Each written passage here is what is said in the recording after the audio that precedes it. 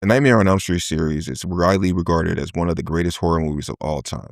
The first one, that is. The others have a bit of a more niche audience. The sequel is considered a step down from the original by most critics, except for me. I think it's one of my favorite horror movies in general. But as far as a franchise, it's my personal favorite. But we're not talking about the whole movie today. I was watching it recently, and I just wanted to talk about a certain scene that is my favorite out of every scene in the movie. So we're gonna be talking about Freddy's pool party. This movie's already 30 years old, so I'm going in with the assumption that if you're watching this, you kind of know who the major players are. There really are only two, well, three, including Freddy. But if you need a quick refresher, we have Jesse, the main character. He's a Scream King, also Freddy's victim for this movie. And then we have his love interest, but also my favorite girl in this series. Stalusa had the Langenkamp, but Lisa is the GOAT. Maybe I'll make another video just going into why I think that, but yeah, she's awesome.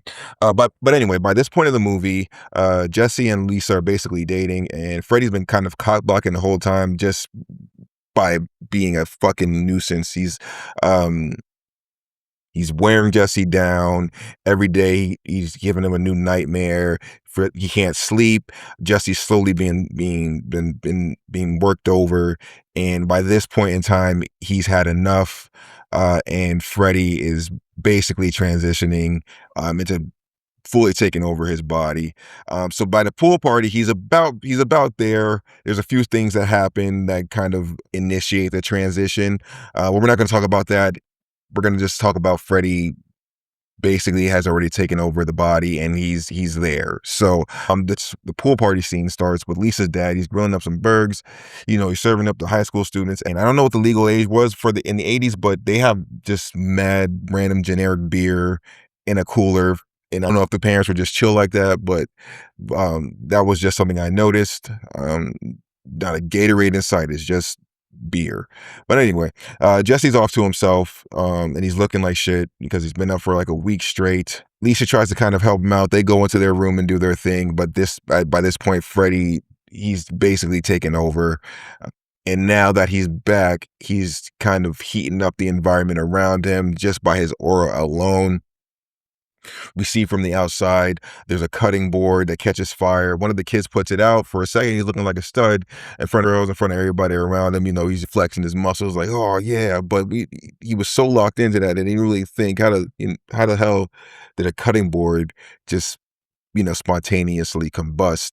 But even if he did start thinking about it, it wouldn't have mattered, because right after that, we see the beer that the kids shouldn't have been drinking anyway starts exploding all over the place. It's just squirting everywhere. And right after that, the pool starts boiling.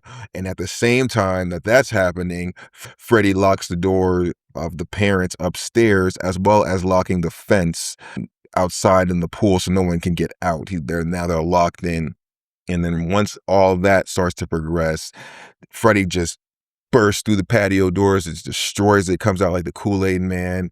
The parents, they didn't notice, I guess, but the kids noticed. So we have a few of the students go up to the front by the patio doors where the scene of the crime happened, looking around. And we have some students off back that are looking at the students that are looking at the patio door. So their backs turned to the pool, and the kids don't notice that Freddy just kind of pops out of the ground like a rustler. And at this time, it's game time. Freddy just, the minute he popped from the ground, by the pool, he just starts cutting up everybody in his way. Kids are getting massacred. There's kids trying to get over on the fence. They trample one guy, one tank top guy. He's done.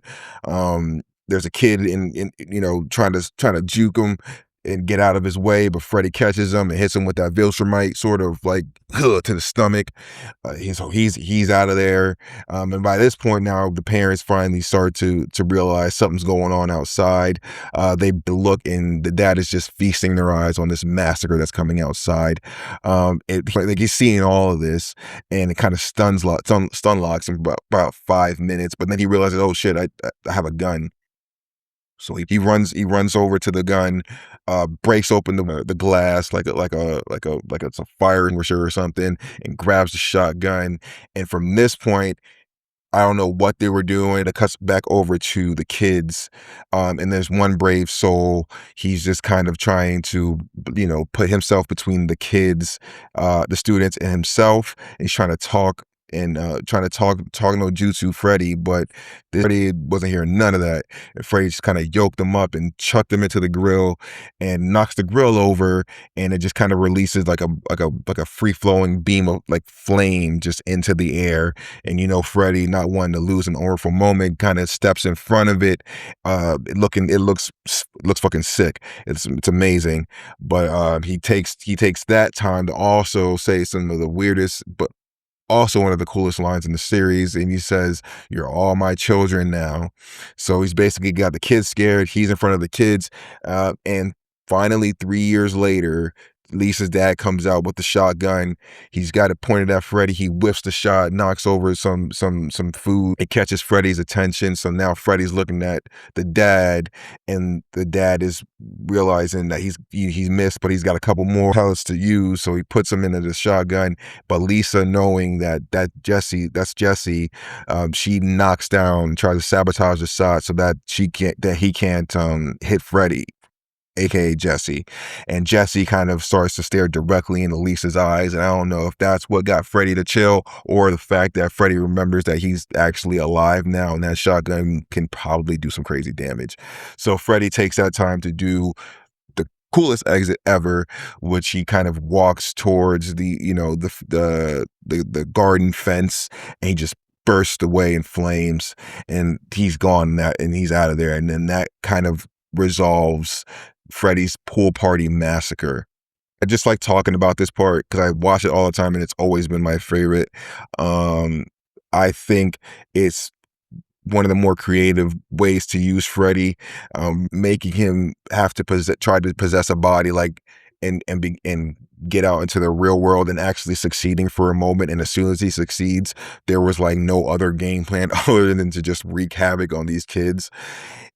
If the dad didn't come out, where does it end? I guess he would just keep going and going until he's got all the kids on the floor.